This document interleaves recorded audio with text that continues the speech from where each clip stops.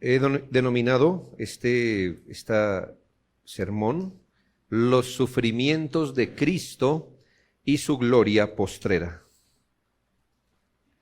Es evidente, hermanos, que este salmo, por sobre muchos otros, es una descripción profética principalmente de los sufrimientos de Cristo, claro, y de las glorias que les seguirían. Por siglos, hermano, recuerdo que estamos hablando de un salmo de David, mucho tiempo, 1000 años antes de Cristo, probablemente.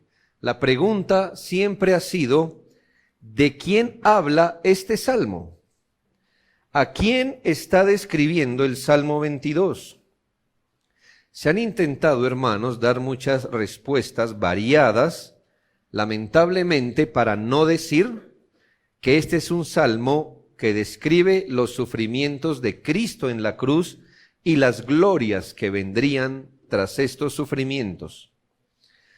Hay alusiones tan precisas, tan exactas, que por más que se desee identificar al protagonista con David, por ejemplo, o con el mismo pueblo de Israel, como lo interpretan los judíos, dicen aquí es una descripción, no está hablando de ningún Mesías ni nada, es una descripción del pueblo de Israel. O algunos piensan que se estaba describiendo un personaje bíblico de la antigüedad. Jamás describirían con tanta exactitud como describe los sufrimientos de Cristo en la cruz y las glorias que vendrían tras ellos. Tan asombrosa es la precisión profética de este salmo, escrito casi 1 milenio antes de que ocurriera la cruz, que muchos prefieren decir, esto es una alegoría y no luchemos con esto. Yo sé, hermanos, que no es común que nosotros proyectemos los versículos en la Biblia, pero solo quiero hacer esto hoy, porque no quiero explicar los versículos, pero quiero que usted se asombre conmigo, no es mi tema esencial, pero quiero que usted se asombre conmigo de la precisión profética de este salmo. Les recuerdo que el Salmo 22, 1000 años antes de que ocurriera la cruz. 1 milenio, eso es demasiado. Así que la hermana Ani va a hacer todo su esfuerzo. El Salmo 22, el versículo 1, eso ya está en sus teléfonos, así que si se pierde, tranquilo, ya está en sus teléfonos. Salmo 22, 1, Dios mío, ¿por qué me has desamparado? En los evangelios se lee, cerca de la hora novena, Jesús clamó a gran voz diciendo, Elí, Elí, lama sabactani. Esto es, Dios mío, ¿por qué me has desamparado? Como usted puede darse cuenta, hermanos, el Señor usó exactamente estas mismas palabras en la cruz del Calvario. Posteriormente, dice versículo 7, todos los que me ven me escarnecen, estiran la boca, menean la cabeza. Mateo 27:39 dice, y los que pasaban frente a la cruz le injuriaban, meneando la cabeza. El Salmo 22:8 dice, se encomendó a Jehová, libérele él, sálvele, puesto que en él se complacía. El Evangelio dice, de esta manera también los principales sacerdotes, escarneciéndole con los escribas y los fariseos y los ancianos, decían, a otros salvó, a sí mismo no se puede salvar. Si es el Rey de Israel, descienda ahora de la cruz y creeremos en él. Confío en Dios, libérele ahora si le quiere, porque ha dicho, soy hijo de Dios. Usted pudiera haber dicho, bueno, el Señor Jesucristo se autocumplió estas palabras, ¿sí? Y los fariseos se le iban a autocumplir para darle la razón.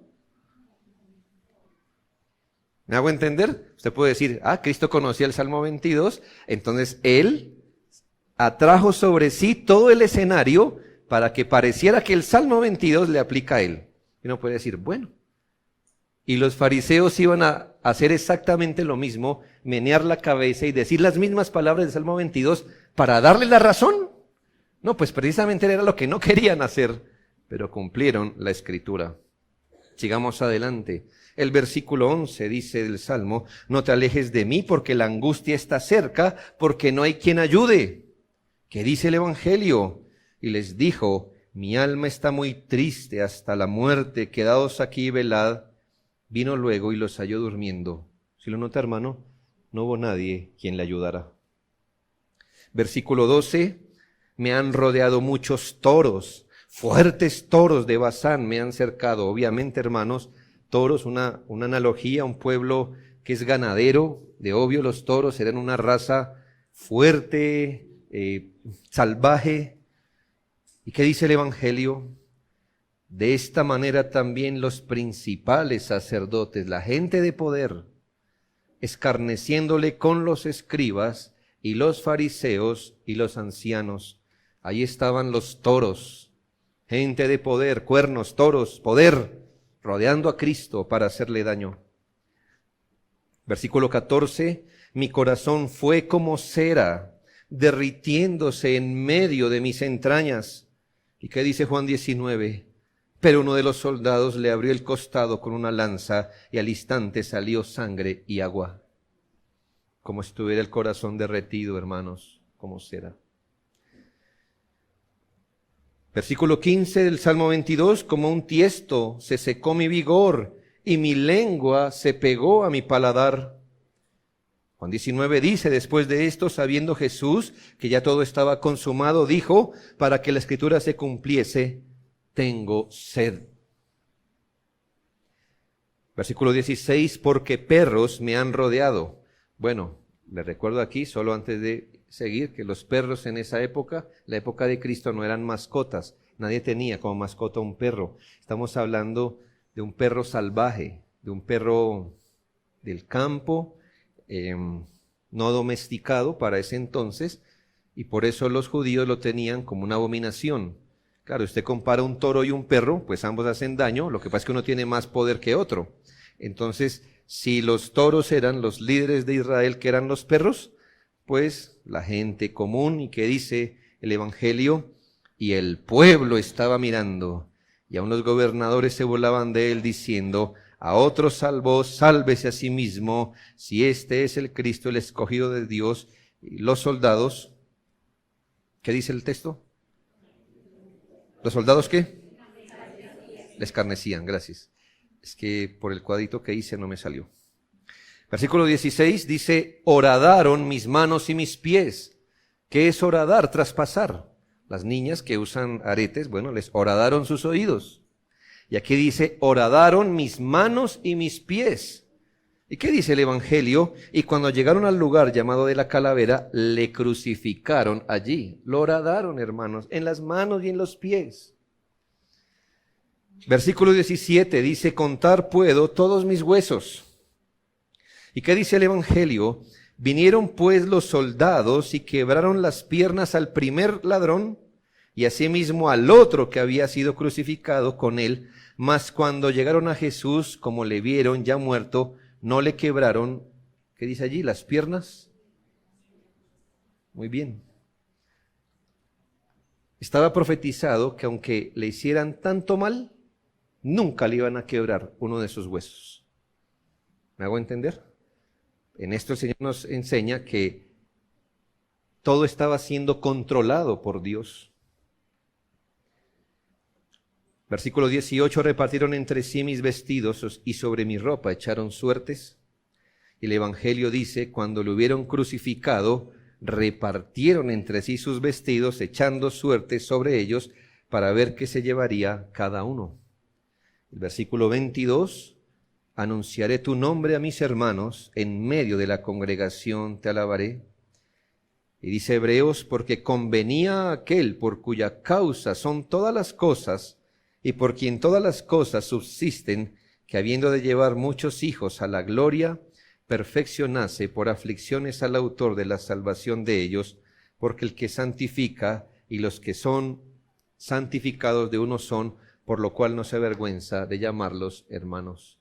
y etcétera, y etcétera. Como usted se da cuenta, hermanos, es un salmo profético de los sufrimientos de Cristo y las glorias que vendrían tras ellos. En este salmo algunos textos nos muestran ambas cosas. El salmo está partido en dos. Los textos que nos muestran las angustias y los clamores que en medio de las angustias levantó el Señor. Estos textos nos describen la humillación de Cristo y los sufrimientos que experimentó. Pero en medio de estos sufrimientos es hermoso ver la confianza que el Señor tuvo en su Padre, quien le había encomendado para llevar a cabo la obra de la expiación. Pero dice Primera de Pedro 1, 10 y 11, los profetas que profetizaron de la gracia destinada a vosotros, inquirieron y diligentemente indagaron acerca de esta salvación, escudriñando. Mire que eso lo hicieron los profetas de la antigüedad. Me imagino que aún David, escudriñando qué persona y qué tiempo indicaba el Espíritu de Cristo que estaba en ellos, el cual anunciaba de antemano dos cosas: los sufrimientos de Cristo y las glorias que vendrían tras ellos. Este era un asunto, hermanos. Ellos lograron vislumbrar algo, pero no pudieron enfocar bastante bien. Ellos lograban ver que al frente se vislumbraban los sufrimientos de Cristo. De obvio que vendría un Cristo, pero que este Cristo habría de padecer y luego habría de triunfar, pero ellos a la distancia no lograron enfocar exactamente cómo iban a hacer las cosas. Esto fue un asunto que el Señor revelaría por sí mismo. Y nos vamos a parar en este texto para hablar de los dos grandes temas que nos habla el Salmo: los sufrimientos de Cristo y las glorias que vendrían tras ellos. Así que primero, note lo que este Salmo habla de los sufrimientos de Cristo. El Salmo nos describe un tipo de sufrimiento que experimentaría el Señor, y de hecho experimentó al pie de la letra nuestro Salvador. Pero ¿usted se ha preguntado alguna vez por qué tendría que ser así, tan dramático, tan fuerte? Es decir, no era quizás, si el punto era sufrir, ¿no había otro sufrimiento que él pudiera experimentar? ¿Por qué ese tipo de sufrimiento? ¿Por qué ese tipo de ensañamiento contra el Señor? ¿Por qué tanta humillación, tanta vejación sobre él? ¿Por qué Dios planeó que el Señor tuviera que experimentar vejámenes, terrores y angustias? Lo decimos con solemnidad, hermanos. ¿Por qué cuando leemos esto es un espectáculo tan sangriento? ¿Por qué simplemente, por ejemplo, no lo ejecutó de una vez? ¿El punto era morir? ¿Por qué no el Señor va caminando un día y el Señor lo tomó su vida y ya? ¿Por qué tenía que ser así, hermanos? ¿Por qué con tanta hazaña? ¿Por qué toros corneándole? ¿Por qué perros mordiéndolo? ¿Por qué tanta humillación? ¿Por qué exhibirlo delante de todos? ¿No cree, hermano, un cuestionamiento así ha hecho pensar a muchos que no creen en Cristo en que Dios es un Dios cruel? Y que esos sufrimientos fueron exagerados. Es muy perturbador ver esto. ¿Por qué, hermanos? ¿Por qué? Así que en primera medida, hermanos, ¿por qué sufrió el Señor? En última instancia, hermanos, todos los sufrimientos de Cristo fueron el resultado de haber tomado el lugar de los pecadores. Vicariamente se llama esto. Es decir, vicarios es en sustitución. Entonces, todos los sufrimientos de Cristo fueron el resultado de haber tomado el lugar de pecadores en sustitución, para así salvar de la justa ira de Dios a aquellos que estaba sustituyendo. Entonces, quiero que reconozca que este grupo de pecadores que Él vino a salvar estaban en una condición bajo la ira y la condenación del Señor, y el Señor cambió con ellos el lugar, se puso en sustitución por ellos, y entonces lo que iba destinado a ellos, Él lo tomó para sí. Algunos han enseñado, y usted debe estar muy atento para no creer esto, que así como Dios pudo haber exhibido a Cristo en la cruz para salvarnos del pecado, pudo haber optado por otro método. Pero que dijo, entre todos los métodos con que pudo haber salvado al pecador, dijo, bueno, la cruz. La pregunta que tenemos es, ¿habría optado Dios por otra manera que no fuera la más sabia, justa y adecuada a su naturaleza? Debemos saber que si eso fue lo que ocurrió, esa era la única manera de poder salvar de la condenación al pecador. Y por eso nosotros somos de los que creemos en esto. No se olvide, hermanos, quizás esto no le haga sentido, pero si usted está en otros círculos, esto le va a dar sentido. Por eso nosotros creemos y nos amparamos en los que enseñan en la necesidad absoluta de la obra expiatoria de Cristo tal y como se realizó. Es decir, que creemos que esta era la manera y que no había otra manera.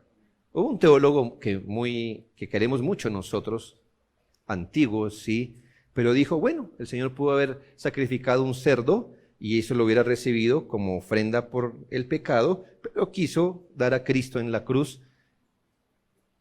Esto es, hermanos, que el Señor tuvo a la mano muchas opciones y que optó por esta. Nosotros no creemos eso.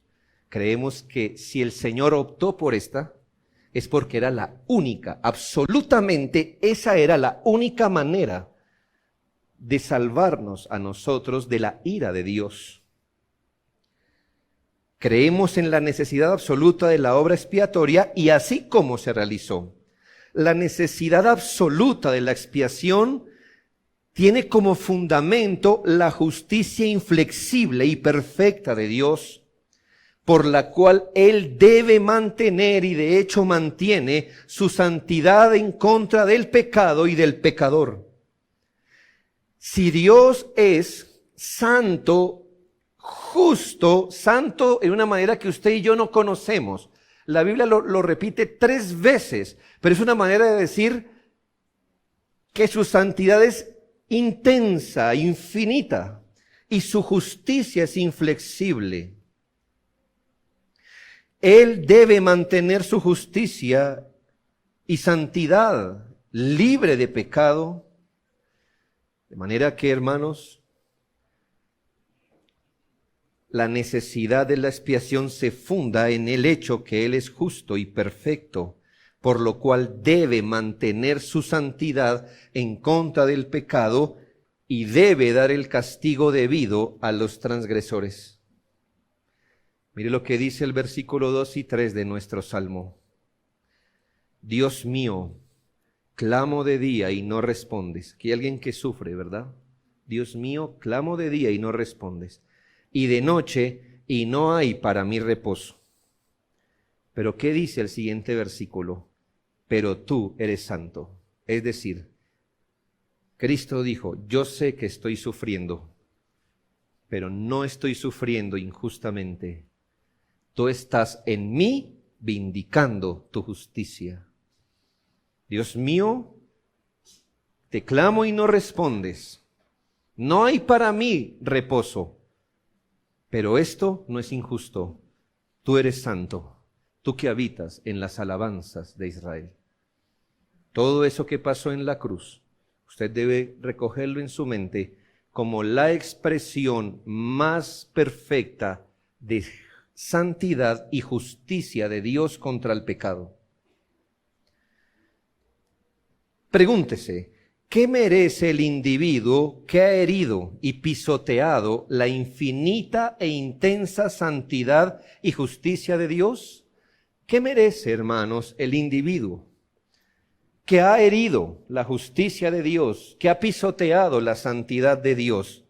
Yo le diría, y se la voy a resumir en una sola palabra: merece la maldición de Dios. La maldición.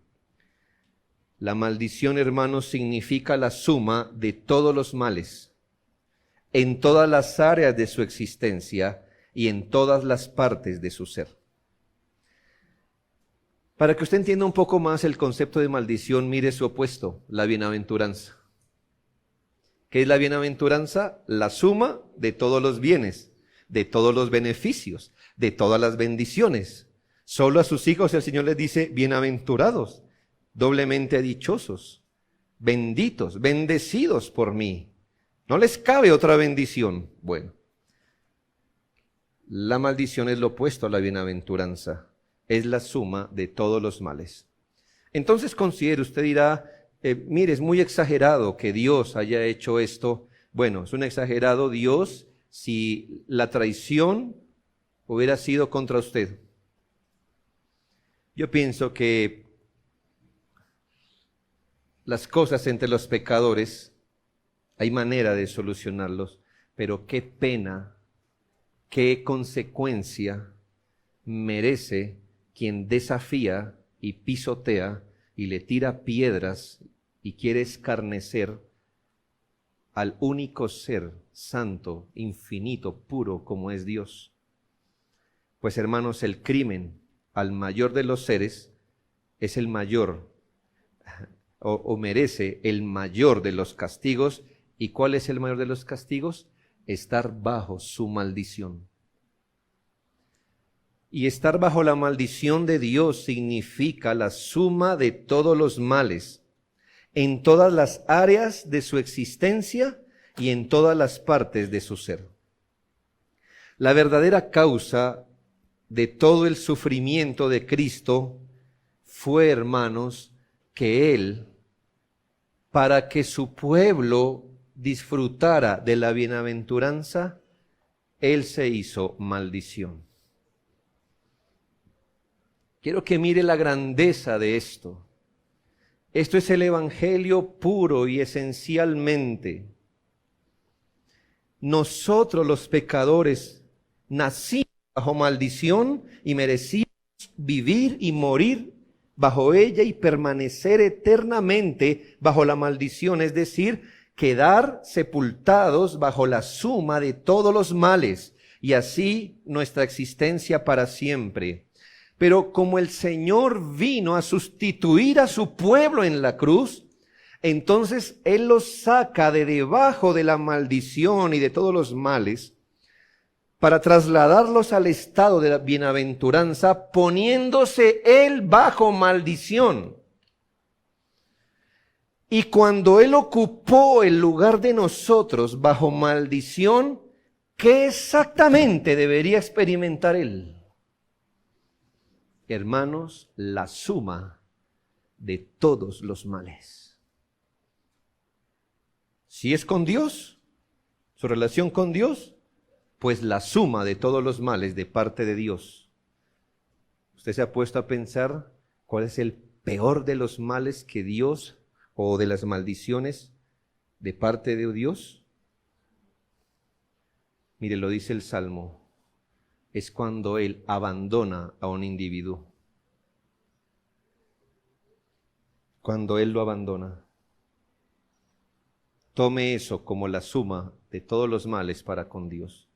Ahora, ¿qué se supone cómo vive una persona bajo la maldición de Dios en relación con sus semejantes, en relación con los otros? ¿Qué debería experimentar una persona que está bajo la maldición de Dios en el trato con los demás? Pues hermano, si es la suma de todos los males, pues desprecio, odio, humillación, todo eso debería experimentar. Y por eso, hermanos, encontramos que precisamente eso fue lo que experimentó nuestro Señor en la cruz. La causa de todo el sufrimiento de Cristo fue que Él experimentó el alcance de lo que es el pecado, así como lo que le significó ser tomado por Dios como un pecador. Entiéndase, que Él no pecó personalmente, pero que asumió el pecado de su pueblo. Y hay algo ajeno para Él como hay algo ajeno para nosotros. Si yo le pusiera a pensar, imagínese un día en que usted estuviera sin pecado, ¿sabe qué? Usted no pudiera imaginarse qué es eso. Como si yo le dijera, imagínese que usted es un pez. Usted diría, no sé, ¿cómo sería? Ah, no, aguantar respiración, no, eso no le ayuda. ¿Me hago entender? No. Hay algo ajeno para nosotros y es que ni porque quisiéramos hoy pudiéramos imaginarnos qué es vivir sin pecado. Pero había algo ajeno a Cristo y es que Él jamás sabía lo que es estar bajo pecado. Jamás lo experimentó adentro. Hermanos, y dice la Biblia que Dios en Él hallaba su complacencia, Él siempre vivió bajo la complacencia de su Padre. Y en sus sufrimientos empezó, ¿por qué esos sufrimientos? Porque empezó a experimentar lo que significa haber tomado el lugar de su pueblo y caer bajo maldición. Ese sentido de algo que nunca había experimentado, como el ceño fruncido de Dios. Usted y yo nacimos bajo el ceño fruncido y el ceño fruncido de Dios no nos es ajeno. Pero aquel que nació sin pecado no sabía que era eso y eso perturbó su corazón. Ser constituido bajo maldición. Había quitado los pecados de los elegidos al tomar los pecados de ellos sobre él. Y se abrazó a ellos como si él mismo los hubiera cometido, poniéndose en su lugar. Ahora él sentía lo que significaba romper la relación y el pacto con Dios. Estaba experimentando lo que significa abandonar a Dios y ser abandonado por Él. Lo que significaba experimentar la consecuencia de ser desobediente a Dios, aunque Él no lo fue, pero los que representaba así lo era. ¿Qué significaba en la práctica oponerse a Dios? Él lo estaba experimentando, porque estaba a punto de experimentar cómo vive alguien que peca y que desafía la ley y la voluntad de Dios. ¿Cómo vivirá un hombre, escuche, abandonado por Dios, alejado de su gracia, misericordia y bondad, arrojado a los pecados de las personas a su alrededor, expuesto a todos los males del diablo y a enfrentar toda providencia adversa por la venganza de Dios? ¿Cómo viviría una persona así? Pues Cristo experimentó en su pasión y muerte el haber sido hecho maldición para realizar la expiación a favor de los elegidos. Gálatas 3:3. Cristo nos redimió de la maldición de la ley, hecho por nosotros maldición. ¿Entiende lo que dice este texto, hermanos? Es completamente sobrecogedor. Cristo nos sacó, nos redimió de la maldición de la ley. ¿Cómo lo hizo? Haciéndose o fue hecho por nosotros maldición. Porque escrito está: maldito todo el que es colgado en un madero. ¿En qué condición sufrió el Señor? Aunque reconocemos, hermanos, que al hablar del Señor Jesucristo, siempre, hermanos, debemos concebirlo como Dios hombre, debemos sí reconocer que los sufrimientos que Él experimentó fueron en su humanidad. ¿Por qué, hermanos? Porque Dios no puede sufrir. La deidad no puede sufrir, la deidad es impasible. Sus sufrimientos fueron humanos, perfectamente humanos. Esto es que Cristo, cuando sufrió y sintió lo que los seres humanos Sufrimos y sentimos cuando estamos angustiados. Sus sufrimientos fueron apoyados y Él tuvo que apoyarse en lo que los seres humanos tenemos para apoyarnos en la aflicción. Por eso el versículo 1 nos muestra en qué se apoyó el Señor. Dios mío, ¿por qué me has desamparado? En esa angustia que nuestro Señor sufrió, clama al Señor, y el versículo 19 dice: mas tú, Jehová, no te alejes, fortaleza mía, apresúrate a socorrerme. Por eso clamó, y por ello, hermanos, el valor de su dependencia y confianza en Dios. Claro, hermanos, aquí sí hay que hacer una parte misterioso. No sé exactamente cómo reconciliar esto, pero aunque los sufrimientos que Él experimentó fueron en su humanidad, también debemos saber que Él estaba a punto de enfrentarse no a cualquier muestra de la ira de Dios, sino a todo el poder de su ira. Y dice el Salmo 90:11, ¿quién conoce el poder de tu ira y tu indignación según que debe ser temido?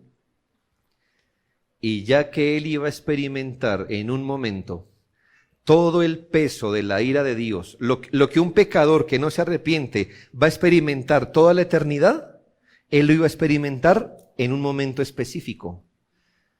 Y por eso, hermanos, también entendemos que si su deidad no hubiera sostenido su humanidad, el Señor sucumbe en la cruz irreversiblemente. Sus sufrimientos fueron humanos, pero su humanidad tuvo que ser sostenida por su deidad, porque no se iba a enfrentar a una muestra de la ira de Dios, sino a la ira de Dios en pleno. Pero siguiendo este punto, también reconozcamos que el Señor sufrió en cuerpo y alma, siendo el sufrimiento de su alma el más agudo. Sabemos, hermano, y hace parte de la religión tradicional, como centrarse y darle más importancia a los sufrimientos del cuerpo de Cristo, como si esa fuera la suma de todos sus sufrimientos. Entonces, ¿qué usted ve? Pues que se hacen películas que retratan cómo fue latigado, lacerado, cómo fue traspasado la corona, mucha sangre en las películas, etcétera. Y estamos diciendo, hermanos, que de obvio, hermanos, era un ser humano. Y de obvio, hermanos, que esto le debió producir sufrimiento. Hermanos, si ver un sufrimiento físico no le hubiera producido angustia, eso no es humano. No hubiera sido humano. Claro, hermanos, que cuando pensó en ser torturado, Él no se alegró en el corazón. Él estaba angustiado, pero sin embargo, lo que queremos decir, no desconocemos los sufrimientos de su cuerpo. Es más, el Salmo no los desconoce, versículos 14 y 15. He sido derramado como aguas, y todos mis huesos se descoyuntaron.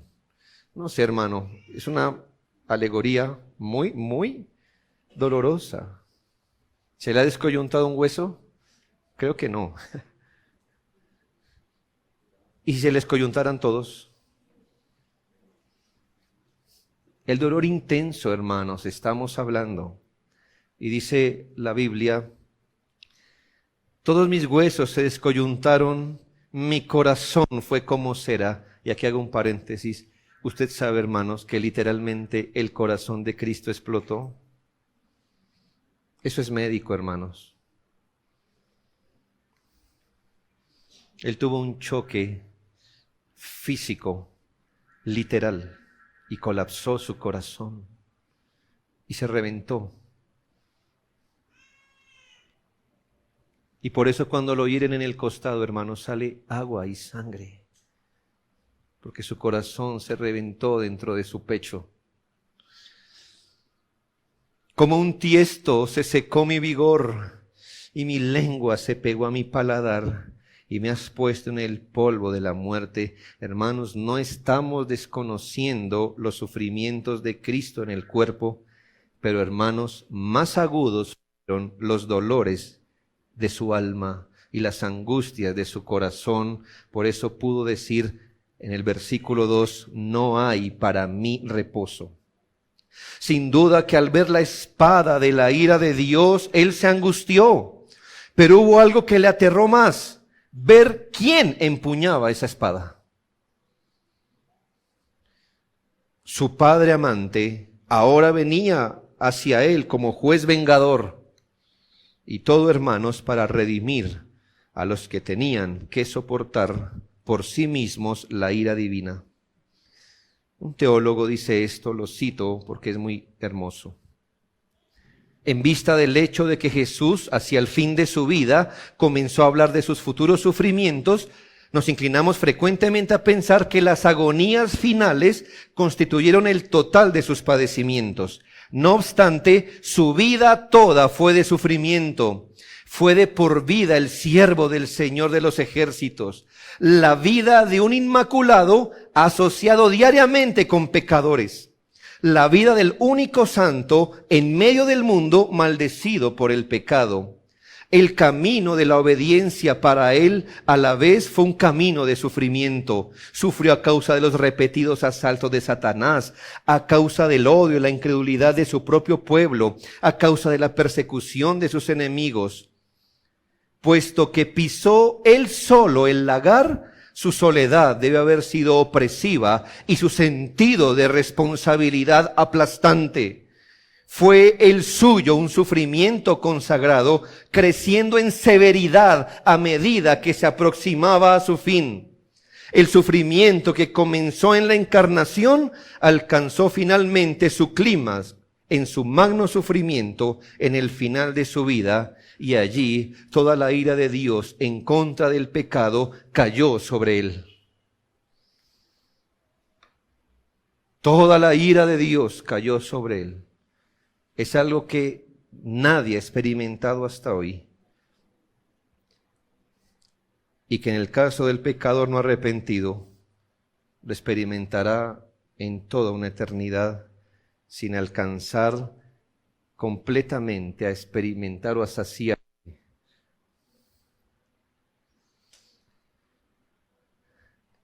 El Salmo 22 nos muestra los sufrimientos de Cristo. ¿Y por qué sufrió, hermanos? Sufrió como sustituto, quitando de la maldición a su pueblo, colocándolos a ellos en un lugar de bienaventuranza, pero poniéndose él bajo la maldición y experimentando él mismo todo lo que significa estar bajo la ira y desaprobación de Dios. ¿Termina el Salmo ahí? Claro que no, hermanos.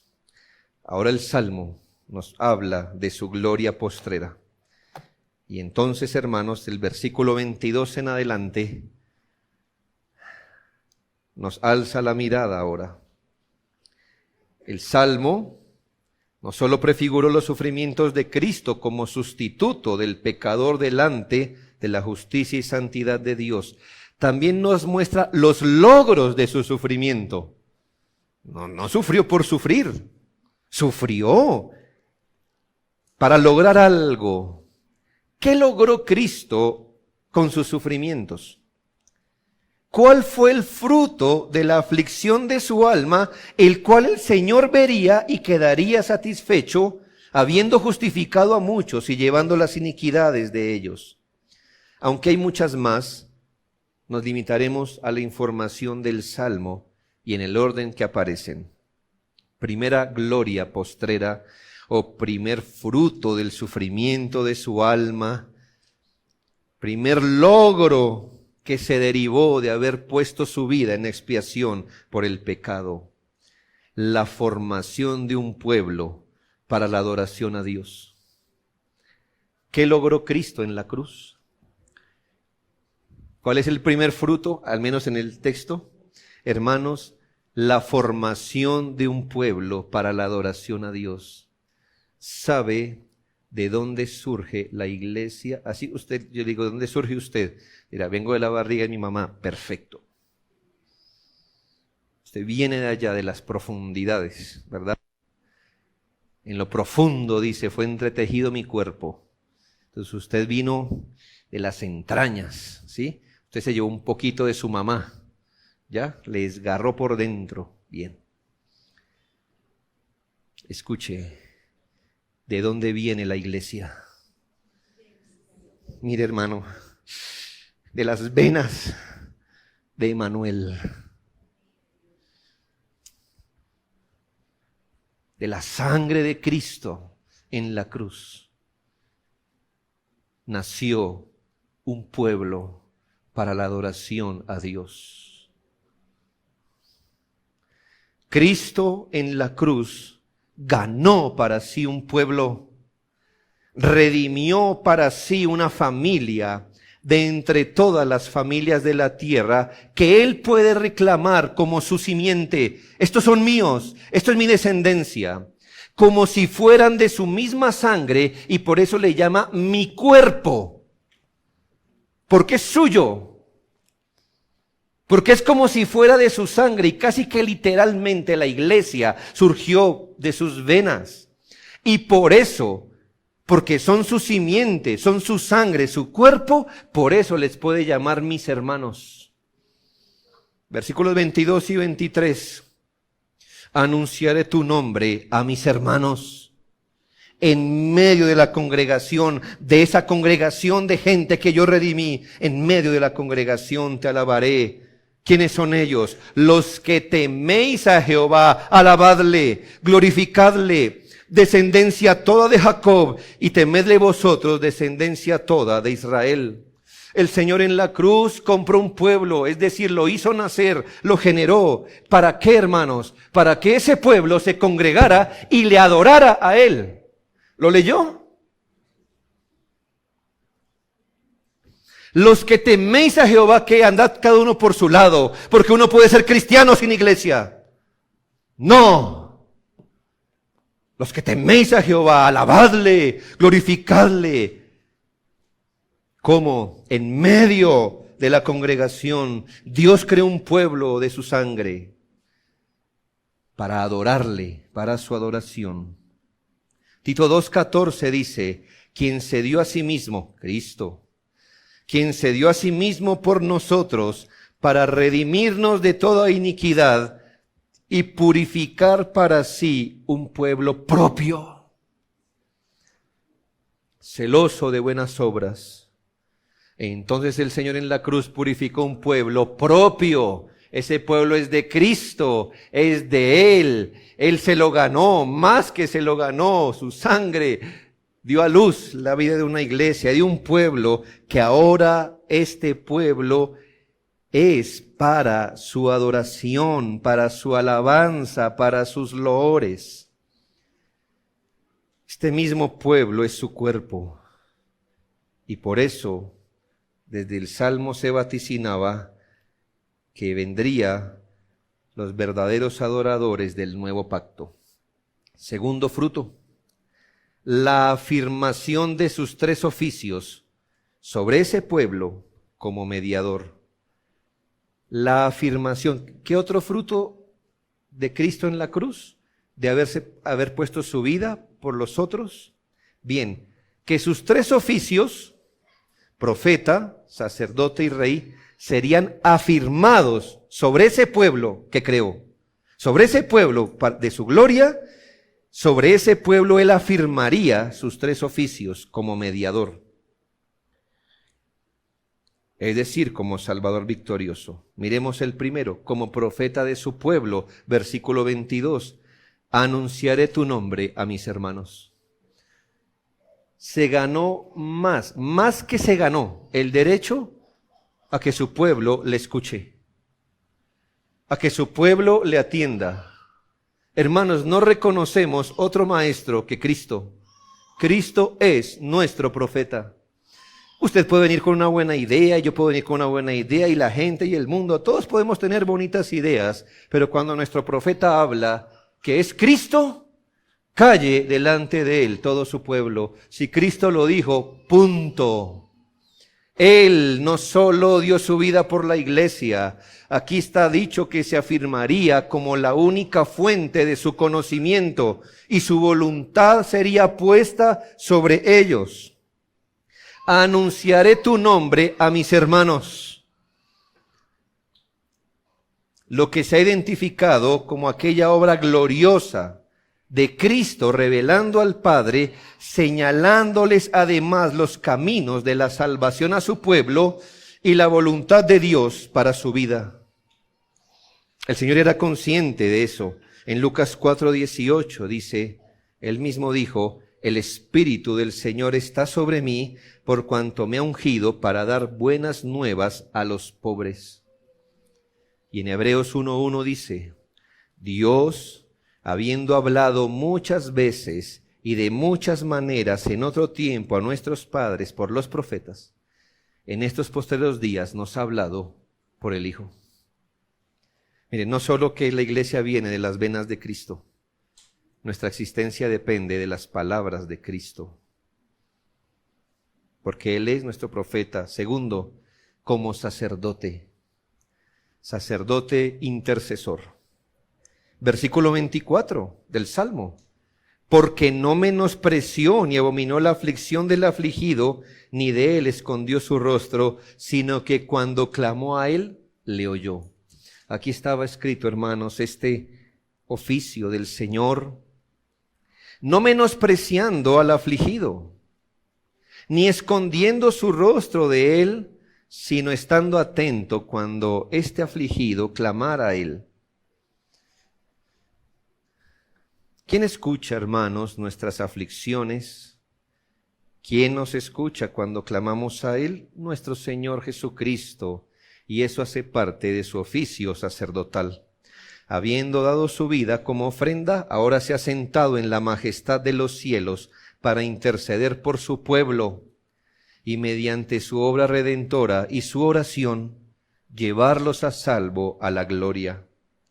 Hebreos 7:25 dice, por lo cual puede también salvar perpetuamente a los que por él se acercan a Dios, viviendo siempre para interceder por ellos. Y el tercer oficio, como Rey y Salvador, fruto de la muerte en la cruz, él se afirmaría como Rey de la iglesia. Versículos 28 al 30 del Salmo. Porque de Jehová es el reino, y él regirá las naciones. Comerán y adorarán todos los poderosos de la tierra, se postrarán delante de él todos los que descienden al polvo, aun el que no puede conservar la vida o su propia vida. La posteridad de estos hijos les servirá.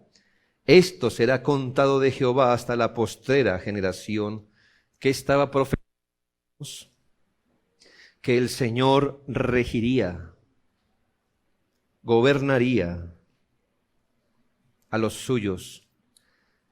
Es necesario que aclarar que no hablamos del reinado que Cristo tiene por ser Dios, sino del gobierno que Él ganó en la cruz por ser mediador, en el que se le prometió como herencia a la tierra mediante el Evangelio, y se cumplirá cuando todos los redimidos sean reunidos bajo sus pies, de toda tribu, lengua y nación. Él es el Rey de la iglesia, y lo será, pues, como dice Filipenses 2, 9 al 11, Dios también le exaltó hasta lo sumo. Después de haber puesto su vida, Dios le exaltó hasta lo sumo, le dio un nombre que es sobre todo nombre, para que en el nombre de Jesús se doble toda rodilla de los que están en los cielos y en la tierra y debajo de la tierra, y toda lengua confiese que Jesucristo es el Señor, es decir, el Rey, para gloria de Dios Padre.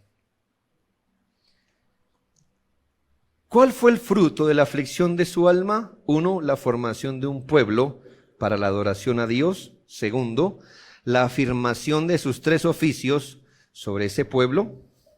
3, la reunión en un solo pueblo a judíos, la reunión en un solo pueblo de judíos y gentiles para conformar la iglesia.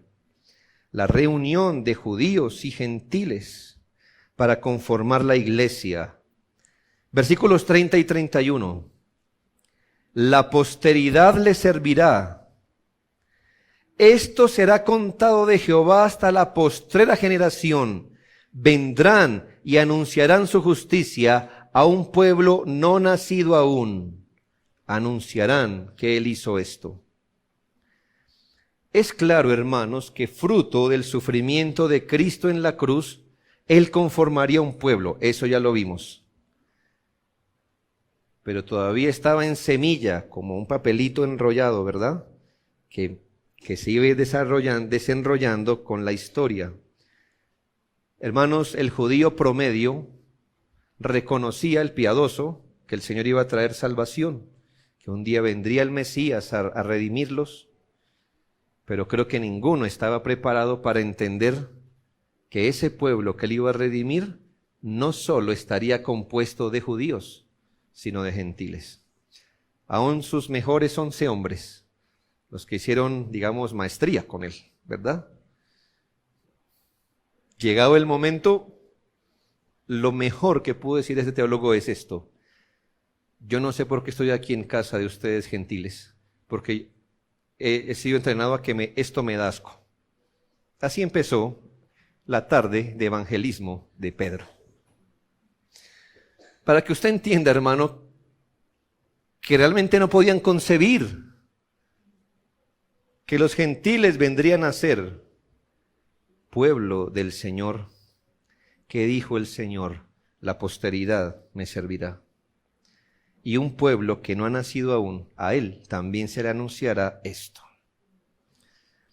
Es claro que fruto de sus sufrimientos y muerte en la cruz, Él formaría un pueblo universal de judíos y gentiles. Efesios 13 al 16 lo desarrolla mejor.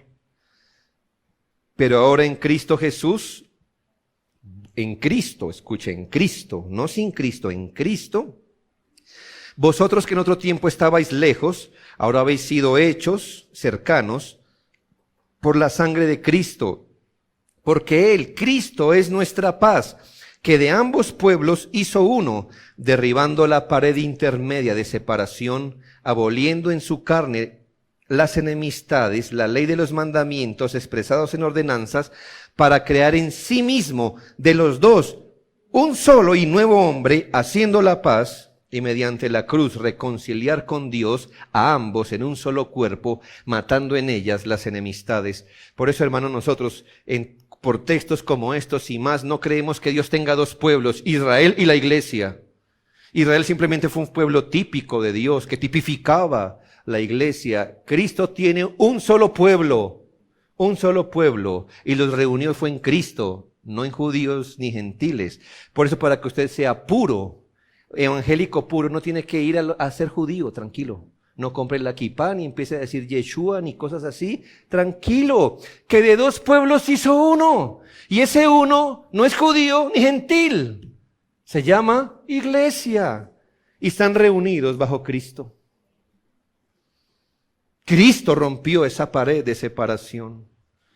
Ahora mire lo que dice Romanos 10, 19 y 20. Todo esto es fruto de Cristo en la cruz. Primeramente Moisés dice: yo os provocaré a celos con un pueblo que no es pueblo. Todavía no había nacido, ¿no? Con pueblo insensato os provocaré a ira. E Isaías dice resueltamente: fui hallado de los que no me buscaban, me manifesté a los que no preguntaban por mí. Esto pone humildad tanto a judíos como a gentiles. Si el judío tiene las bendiciones de Dios, es porque está en Cristo, no porque es judío. Eso no le sirve para nada, sino porque está en Cristo. Y los gentiles, porque estamos en la gracia. Por Cristo también, por gracia, porque dice que Él fue hallado de un pueblo que ni lo buscaba. Como somos los gentiles. Y por último, cuarto, hermanos, frutos de Cristo en la cruz: formación de un pueblo para su adoración, la afirmación de sus tres oficios, la reunión en un solo pueblo de judíos y gentiles, y cuarto, se profetizaban los días de un derramamiento de gracia y bendición universales por el Evangelio. Sí, hermanos, desde el Salmo 22 se profetizó un derramamiento de gracia y bendición universales, pero por el Evangelio. Estaba profetizado en Habacuc 2:14, porque la tierra será llena del conocimiento de la gloria de Jehová, como las aguas cubren el mar. ¿Y qué dice nuestro Salmo en los versículos 26 y 27? Comerán los humildes y serán saciados. Alabarán a Jehová los que le buscan. Y luego dice, se acordarán y se volverán a Jehová todos los confines de la tierra, y todas las familias de las naciones adorarán delante de ti. Y el versículo 29 dice, así como nos dijo, comerán los humildes y serán saciados, el 29 dice, comerán y adorarán todos los poderosos de la tierra, se postrarán delante de él todos los que descienden al polvo. Hermanos, esta es la promesa universal que vendría después de Cristo. Una bendición que los judíos esperaban que fuera como más bien en la carne, como de cuántas tierras vamos a tener, como de a cuántas parcelas nos toca cada uno, y cuánto vamos a comer en cada mesa, cuántos banquetes vamos a tener a diario, cuántas seguridades de esas vamos a tener. Esas promesas, hermanos, se cumplieron en Cristo y con el Evangelio. ¿Cómo? Cuando el Evangelio, hermano, que es verdadera comida y verdadera bebida, empezó a llegar a todas las familias de la tierra, empezando por Jerusalén, luego por Samaria y después hasta lo último de la tierra.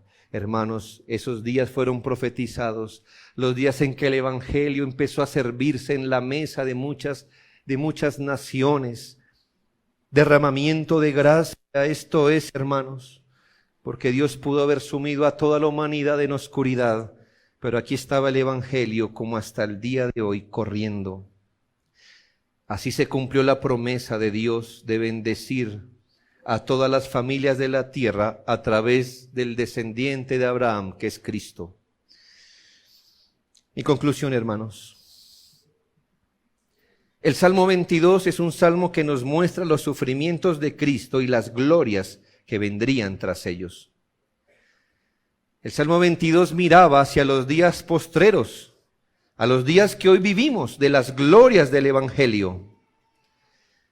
Aunque el mundo parezca un caos, la maldad siga ganando terreno y el pecado se multiplique, debemos aprender a mirar la historia también desde la perspectiva bíblica completa. Y es que además de que el mundo es un caos, la maldad siga, el pecado se multiplique, además de esto, estos días son catalogados por la Biblia como los días de la misericordia y la paciencia de Dios. Entonces es mejor que lea la Biblia con ambos ojos y no solo con uno. Por eso, hermanos, hay un autor muy reconocido, ahora último, no sé si es cristiano personalmente, no sé, pero él es de la conspiración, ¿verdad? ¿Conoces a César Vidal? No tengo nada contra él personalmente, me parece que es un hombre interesante, pero creo que lee la Biblia así. Desde el lado de lo que todo está mal en el mundo, de la conspiración, de la quiebra mundial, de la Agenda 2030, de todas esas cosas. ¡Uy, qué abrumador! ¿Y dónde está tu evangelio? Eso no es lo único que está pasando en la tierra. Estos días que estamos viviendo son días de misericordia y paciencia, los días del derramamiento del Espíritu de Dios y del Evangelio en todo el mundo. Estos días fueron profetizados no solo como los peores días, sino como los días donde la puerta del arca está abierta. Eso no es poca cosa en un mundo como el nuestro. ¿Por qué no ha venido Dios? Porque son días de paciencia.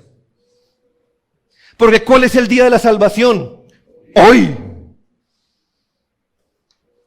Hoy son los días del Evangelio. Los días de la salvación. Hoy día, aunque usted no se dé cuenta, se ha servido un banquete. Y en el día del Señor, su pueblo está comiendo en este momento de los banquetes del Evangelio abundantes. Eso es misericordia para las naciones. Hoy son los tiempos de expansión del Evangelio. Hoy son los días en que la levadura del Evangelio está leudando toda la masa, así no parezca. Son los días de la conquista, de las victorias prometidas, mientras las puertas se cierran. ¿Sabe, hermano? Ya cuando se cierren, esta historia se acabó. Así que si hay días de victoria y conquista, son estos. Pues usted es fruto de la conquista de Cristo, ¿no? Bien. Piense, no solo la cizaña crece. En nuestra parábola, el trigo también crece. No sea pesimista. La cizaña, por supuesto que crece, pero junto al trigo, el trigo también está creciendo. El diablo y el mundo no son los únicos que están actuando aquí. Cuando era pequeño recuerdo el testigo de Jehová. Sí, buenas. ¿Sabe usted quién está reinando? ¿Dios? No, el diablo. Ay, me viene a despertar un sábado en la mañana para decirme que este mundo está manejado por el diablo. ¿Qué clase de buenas nuevas es ese? Hermanos, el diablo está actuando, el mundo está actuando, pero Cristo también. Y Él está avanzando y está conquistando. Y su iglesia avanza con Él, porque nuestra Biblia dice que aunque las puertas del Hades golpeen, no prevalecerán. Es decir, que aquí son los tiempos que la iglesia está avanzando, está resistiendo y está peleando con el diablo. Los elegidos están siendo recogidos. Poca cosa, ¿verdad? No, no es poca cosa. Hoy se echó la red y crea que aquí o en cualquier otro lugar el Señor recogió más elegidos. Iglesias están siendo fundadas, otras purificadas. Recuerda lo que le he contado la semana pasada, ¿no? Iglesias que usted dice, fuerte lo que está pasando. Dios se comprometió a purificarlas y sacar la escoria. Y lo hará, lo hará. Es su obra. Y eso está pasando en esta era. Todas sus iglesias edificadas, ministros siguen siendo llamados, misiones son hechas. Dice la Biblia que el Señor vendrá cuando el Evangelio haya sido predicado en todas las naciones de la tierra, y eso es exactamente lo que pasará antes que Cristo venga. Son los tiempos donde el Evangelio va a llegar a toda la tierra. Isaías 53:11 dice: Cristo verá el fruto de la aflicción de su alma y quedará satisfecho. Usted hace parte de la historia, querido hermano y amigo. Y usted será parte de estas promesas, ya sea que viva esto a la derecha de Dios o a su izquierda. Escuche, usted hace parte de la historia y usted vivirá este cumplimiento. Lo vivirá o a la derecha de Dios o a su izquierda, pero lo vivirá. A la derecha de Dios, ¿quién está? Su pueblo. Y viviremos esta historia, hermanos, como los que vencen. Si usted no ha creído, usted también vivirá esta historia a la izquierda. Y a la izquierda el Señor tiene unas palabras muy fuertes. Apartados de mí, malditos. Porque Cristo no fue su mediador. Por eso le animamos a creer y arrepentirse.